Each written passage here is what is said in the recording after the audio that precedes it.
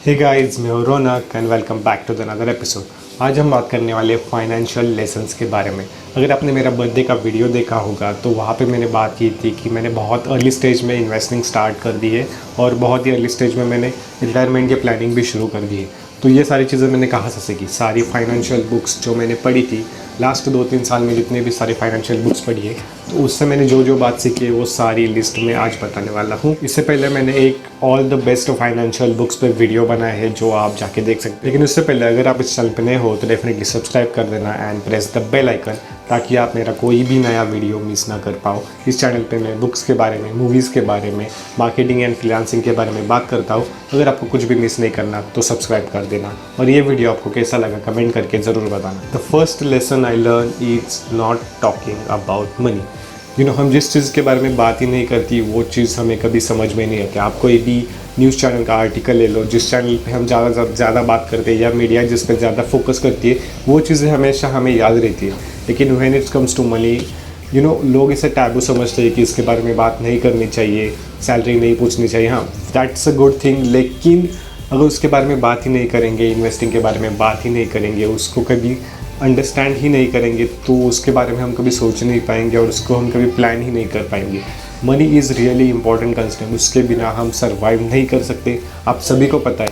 लेकिन उसको real life में यूज़ कैसे करते हैं, फ्रेंड के साथ बात करना कितना ज़रूरी है, फैमिली के साथ मनी के बारे में बात करना कितना ज़रूरी है। इसलिए मेरी फर्स्ट एडवाइस है आप सभी के लिए, स्टार्ट टॉकिंग अबाउट मनी। सारी मनी के बारे में बात करो, कंपाउंड इंटरेस्ट के बारे में बात करो, मनी कैसे वर्क होता है उसके बारे में बात करो। अगर आपको मनी की हिस्ट्री नहीं पता तो आप जाके पढ़ सकते हो विकिपीडिया पे, हाउ ट्रेडिंग स्टार्टेड। उसके बाद ट्रेडिंग के बारे में, यानी मनी पहले वैसा नहीं था, मतलब स्टार्टिंग में हम सब ट्रेडिंग करते थे, अगर ये तुम मुझे दोगे तो मैं ये आपको दूंगा, तो इस टाइप की ट्रेडिंग थी। उसके बाद कॉइन्स कैसे आ गए, मनी नाम की कंसेप्ट कैसे आ गई, तो ये सारी चीज़ें आपको समझनी पड़ेगी। अगर आपको, ये बहुत सिंपल है, इसमें कुछ ऐसे रॉकेट साइंस नहीं है, लेकिन समझना बहुत ज़रूरी है। Start talking about money with your friends, with your family. क्या क्या फाइनेंशियल इशूज़ है, उसको कैसे हैंडल किया था, क्या क्या लाइफ में आगे इश्यूज आ सकते, उस सारी चीज़ों के बारे में बात करना शुरू कर दो। Second advice is pay yourself first. I know हम बहुत पैसा खर्च करना चाहते हैं, शॉपिंग करना चाहते हैं, लेकिन सबसे इम्पॉर्टेंट चीज़ है कि पे यूर सेल्फ फर्स्ट। अगर खुद के लिए आप अपनी मनी खर्च नहीं कर सकते तो बहुत सारी चीज़ें आपको लाइफ में नहीं मिलेगी। हम कॉलेज क्यों जाते हैं? ताकि हमें डिग्री मिले। डिग्री क्यों मिले? ताकि हमें जॉब मिले। जॉब क्यों चाहिए? ताकि हमें पैसे मिले। पैसे क्यों चाहिए? अगेन अपने बच्चों को पढ़ाने के लिए, फैमिली चलाने के लिए। तो ये काइंड ऑफ फुल सर्कल है। इससे अगर आपको बाहर पढ़ना है तो खुद को पहले पे करना होगा, क्योंकि लाइफ डिग्री के यहाँ ख़त्म नहीं होती, लाइफ एक्चुअली डिग्री के बाद शुरू हो जाती है। तो अगर आप डिग्री के बाद खुद के लिए पे नहीं कर सकते तो आपको लाइफ लॉन्ग लर्नर नहीं बन सकते, या आप उस ट्रैप से बाहर नहीं निकल पाओगे। इसलिए हमेशा पे योर सेल्फ फर्स्ट। बहुत सारी चीज़ें सीखने के लिए पहले पैसे खर्च करो, क्योंकि ये चीज़ें आपको अभी प्रॉफिट नहीं देगी। ऑब्वियसली सीखने में टाइम जाएगा, सीखने में आपकी इन्वेस्टमेंट जाएगी, लेकिन ये आपको लॉन्ग टर्म में डेफिनेटली बेनिफिट कर सकते हैं। अगर मैं सिर्फ अपने मैकेनिकल डिग्री पे होता तो शायद आज जो सारी चीज़ें मेरे पास वो नहीं होती। मैं कहाँ पे तो 10K या 20K पे जॉब कर रहा होता, लेकिन उसके साथ मैंने बहुत सारी चीज़ें स्टार्ट में सीखना शुरू कर दिया कि जो अभी कंपाउंड होके उसका मुझे बहुत अच्छे से प्रॉफिट हो रहा है। अगर आपने मेरे इंस्टाग्राम पे फॉलो करते हो तो I make money in the dollars, I make more money then a normal job. So how do I do that? Because I invested a lot in the learning. बहुत सारी चीज़ें मैंने सीखी, मैंने मार्केटिंग सीखी, कंटेंट राइटिंग सीखी, बहुत सारी चीज़ें सीखी जो मुझे लॉन्ग टर्म में प्रॉफिट कर सकती है। तो हमेशा याद रखना, pay yourself first. Third lesson is think about how you can retire early. बहुत सिंपल लॉजिक है, हर किसी को पसंद नहीं है। अगर लाइफ टाइम के लिए मैं तुम्हें बोलो कि तुम्हें 9 to 5 जॉब करना है तो प्रोबेबली वो चीज़ अच्छी नहीं है। आई मीन आपको एक ही लाइफ मिली है, पता नहीं है कि अगली लाइफ में आपको मिलेगी कि नहीं मिलेगी, और एक ही लाइफ में आपको पता नहीं 70 साल तक आपको जीना है। उसमें से अगर आप रिटायरमेंट तक 9 to 5 जॉब करते हो तो ऑलमोस्ट आपने 60 to 70% लाइफ तो वहाँ पे जॉब के डेस्क पे ही आप गंवा दोगे। तो अगर वो नहीं चाहिए तो आपको अपनी रिटायरमेंट के बारे में सोचना होगा। आपको समझना होगा कि रिटायरमेंट क्या है और रिटायरमेंट की प्लानिंग अभी से करनी होगी।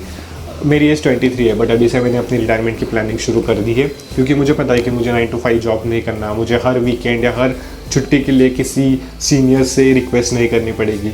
मुझे जब चाहे तब मैं छुट्टी ले सकता हूँ, जब चाहे तब मैं हॉलीडेज़ ले सकता हूँ।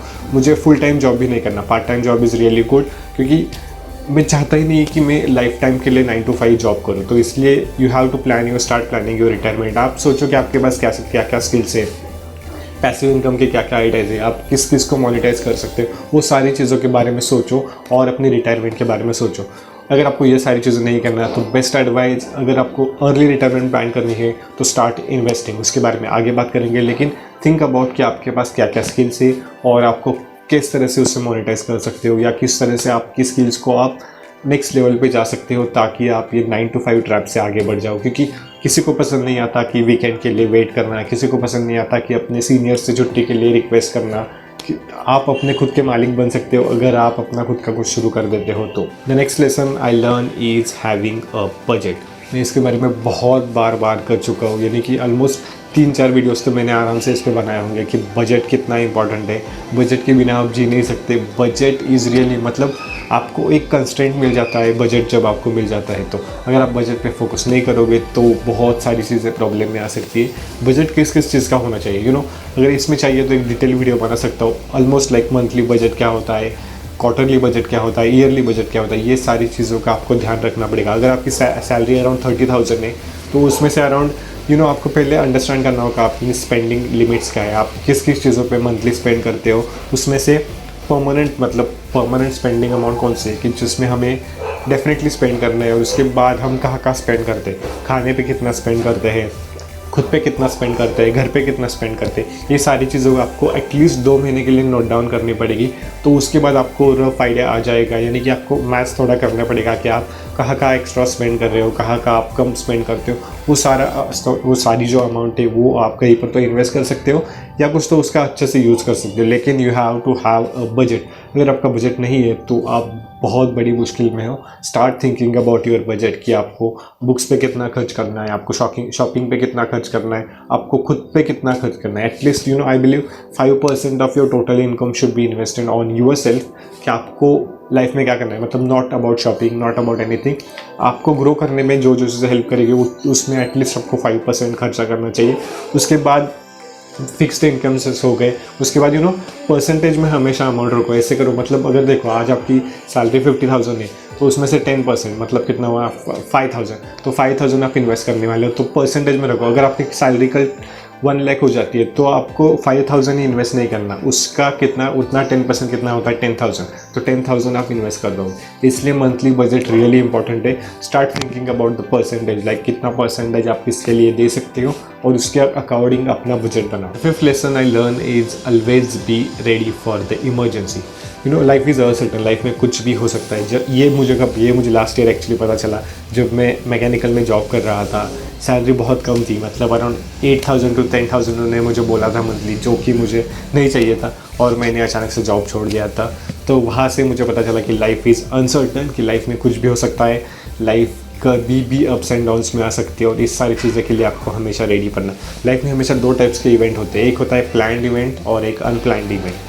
प्लान्ड इवेंट मतलब आपकी शादी, आपकी रिटायरमेंट, आपके बच्चे, आपके बच्चों का एजुकेशन, ट्रैवलिंग प्लान्स, ये सारे होते हैं प्लान्ड इवेंट्स की, जिसके लिए आपको फिक्स्ड अमाउंट यानी कि फिक्स सेविंग करनी पड़ेगी, ताकि जब वो टाइम आ जाए ताकि आप उस पर इन्वेस्ट कर सको या उस पर आप खर्चा कर सको। तो वो होते हैं सारे प्लान्ड इवेंट्स। नेक्स्ट होते हैं अनप्लान्ड इवेंट्स। अनप्लान्ड इवेंट्स मतलब जो आपको पता भी नहीं है, वो कभी भी आ सकते हैं। इमरजेंसी मतलब medical emergency, family problem, financial problem या कुछ भी मेडिकल इमरजेंसी आ जाए तो अनप्लान्ड इवेंट्स है। या आप कल जा रहे हो और आपका एक्सीडेंट हो जाता है, दैट्स अनप्लान्ड इवेंट। तो अनप्लान्ड इवेंट के लिए आपको इमरजेंसी फंड होना बहुत बहुत ज़रूरी है। आपको डिसाइड करना होगा कि आपको कितना चाहिए, मतलब आइदर वो आप इंश्योरेंस में डाल सकते हो, आइदर वो आप सेविंग्स में रख सकते हो, लेकिन you should have emergency fund. मतलब एटलीस्ट मैं कहूँगा कि नेक्स्ट 6 मंथ्स के लिए आपके पास इमरजेंसी फंड होना ज़रूरी है, ताकि कोई भी प्रॉब्लम आ जाए तो आप उसको आसानी से सॉल्व कर सकते हो। प्रॉब्लम बता के नहीं आती, मतलब मेडिकल इमरजेंसी तो कभी भी बता के नहीं आती, इसलिए आपको उसके लिए प्रॉपर प्लानिंग करना ज़रूरी है। अगर आप वो नहीं करोगे तो आई डोंट थिंक कि मतलब बहुत प्रॉब्लम हो जाएगी। अगर आपकी इमरजेंसी फंड नहीं होगा तो फिर से आप डेब्ट में जाओगे, आप लोन ले लोगे, फिर लोन चुकाने के लिए अगले 5 से 6 साल चले जाएंगे। अगर लोन बड़ा हो तो, लोन छोटा हो तो कोई प्रॉब्लम नहीं, फिर आप क्रेडिट कार्ड के पास जाओगे तो ये सारी चीज़ें आपके पीछे आ जाएगी। ये सारी चीज़ें आपको नहीं चाहिए। तो start thinking about emergency fund. Emergency fund में 2 बार सोचना है, एक प्लान्ड इवेंट्स और अनप्लान्ड इवेंट्स। तो ये दोनों के बारे में सोचना और दोनों के बारे में डिसाइड करना कि आपको कितनी अमाउंट चाहिए, और उसके हिसाब से start saving. Next lesson I learn is investing issue. मतलब हमें इन्वेस्टिंग क्या होता है यही पता नहीं है, इन्वेस्टिंग कहाँ से शुरू करते हैं यही पता नहीं है, क्योंकि हमें किसी ने ये सिखा नहीं गया, हमें किसी ने इसके बारे में बताया नहीं गया कि इन्वेस्टिंग क्या होती है, इन्वेस्टिंग कैसे की जाती है। लेकिन ये सारी चीज़ें आपको खुद से सीखनी पड़ेगी। आप इस पे मैंने बोला था कि आपको खुद पे 5% अपना 5% या 10% आपको खुद पे खर्च करना है। तो आप कोई इन्वेस्टिंग की क्लास लगा सकते हो या इन्वेस्टिंग के बारे में कोई कोर्स कर सकते हो कि जहाँ के आपको इन्वेस्टिंग के सारा नॉलेज मिल जाए।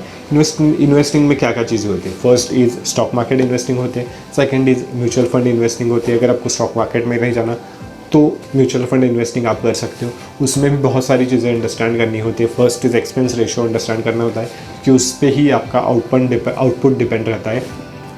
Long term investment, short term investment, दो चीज़ें होती है कि आपको किसकी चाहिए। उसमें भी लिक्विड फंड, इक्विटी फंड, ये सारी चीज़ें होती है। मुझे ज़्यादा ये वीडियो कॉम्प्लिकेटेड नहीं बनाना, बट ये सारी चीज़ें आपको सीखनी पड़ेगी अगर आपको इन्वेस्टिंग करना है तो, क्योंकि इन्वेस्टिंग हमें किसी ने सिखाया नहीं गया और इसकी ज़रूरत बहुत है। आपको रिटायरमेंट में अगर आप अभी से इन्वेस्टमेंट शुरू करते हो तो अराउंड मोर देन 200 to 250% आप amount at the time of retirement उसकी कमा सकते हो अगर आप अभी से मंथली शुरू कर देते हो। लेकिन नॉट सेविंग एंड इन्वेस्टमेंट, ये दोनों अलग चीज़ें हैं। सेविंग आपको इमरजेंसी फंड के लिए रखनी है और इन्वेस्टमेंट आपको लॉन्ग टर्म के लिए रखनी है, आपके रिटायरमेंट के लिए रखनी है कि जो आपको लाइफ टाइम यानी कि आगे के टाइम में ज़्यादा से ज़्यादा बेनिफिट देंगे। मतलब आज आप अभी से शुरू कर देते हो तो around 10 years later, 15 years later, तो जब आपको अमाउंट चाहिए, घूमने के लिए अमाउंट चाहिए, ट्रैवलिंग के लिए चाहिए, तो वो सब आप इवन आप घर प्लान कर रहे हो तो कभी भी घर अभी खरीदना मत, क्योंकि अगले 20 साल के लिए आपको उसका लोन चुकाना पड़ेगा। सो बेटर है कि आप अभी से सारे अमाउंट इन्वेस्ट कर दो और at the time of retirement आप अपना घर खरीद सकते हो। Seventh thing I learn is do not go for loans and credit cards. I know credit cards के दो वर्ड्स होते हैं। अगर आप लिमिटेड क्रेडिट कार्ड यूज़ कर दो, मतलब आपको पता है कि अपना 5000 आपकी बजट में आपने 5000 अपने शॉपिंग पे दिया है और क्रेडिट कार्ड आप 5000 का यूज़ करते हो, तो so that's the good use of credit card. लेकिन हम क्रेडिट कार्ड किस लिए यूज़ करते हैं? To do the expensive shopping, to do extended shopping, मतलब बहुत सारा खर्चा करने के लिए और बाद में पे कर सकते हैं, इसलिए आप क्रेडिट कार्ड यूज़ करते हैं। That's the really bad use. So don't think about credit card in that way. The second time is loan. Loan is one of the biggest drawback of financial industry.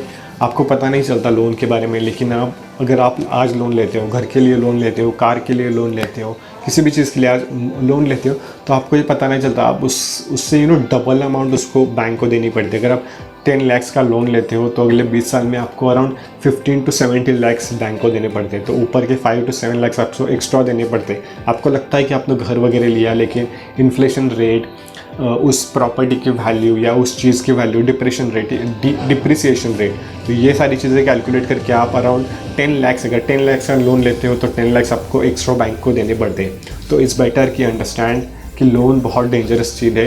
Try avoid getting into the डेब्ट, try avoid taking the credit cards. ये चीज़ें बहुत important है। ये कोई नहीं बताता, मतलब हम हर पूरे फैमिली वगैरह बताते हैं आपको घर लेना चाहिए, लेकिन घर की ज़रूरत क्या है? आप अभी भी फ्लैट पे रह सकते हो, क्योंकि अल्टीमेटली आपको सर्वाइव करना है, ये इंपॉर्टेंट है। और किसी भी फाइनेंशियल आपको स्ट्रेस नहीं चाहिए, कोई भी आपको स्ट्रेस नहीं चाहिए, इसलिए understanding the loan is really important. कोई कुछ भी कहे कि आपको घर लेना चाहिए या ले ही लेना चाहिए, उस पर बिलीव मत करना। Start investing, start having a budget, तो ये सारी चीज़ें आपको कंपाउंड होकर लाइफ में आगे मदद करेगी। तो इसलिए लोन के बारे में बिल्कुल मत सोचना, बहुत ही डेंजरस टॉपिक है। Lesson is not having multiple streams of income.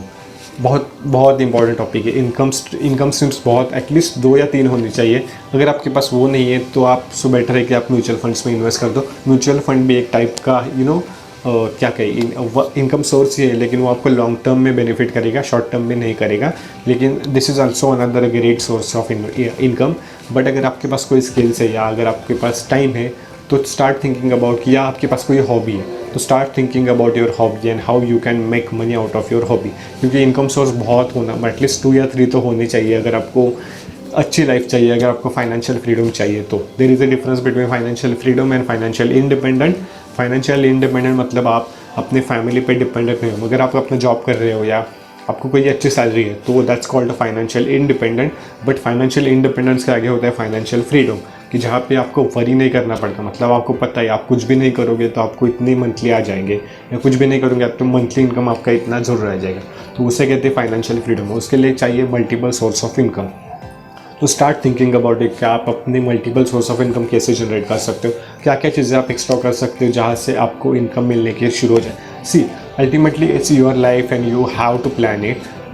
अगर आप सोसाइटी के बारे में सोचोगे, बहुत सारे बाहर की चीज़ों के बारे में सोचोगे, तो आप 9 to 5 में हमेशा ट्रैप रहोगे और लाइफ टाइम के लिए आप काम करोगे। अगर ये सारी चीज़ें नहीं चाहिए तो 2-3 साल ही हार्डली उसके लिए काम करना पड़ता है, और उसके बाद आपका एक स्ट्रीम शुरू हो जाता है जहाँ से आपको वरी नहीं करना पड़ता। क्योंकि इट्स सिंपल थिंग, अगर आपके पास जॉब है और कल पैंडेमिक सिचुएशन फिर से आ गई या कोई प्रॉब्लम आ जाए या कंपनी प्रॉब्लम में आ गई, तो आपका जॉब तो चले जाएगा। फिर से अगर आप फाइनेंशियल स्ट्रेस में आ जाओगे, उसके साथ अगर आपका लोन वगैरह होगा तो और प्रॉब्लम में आ जाओगे।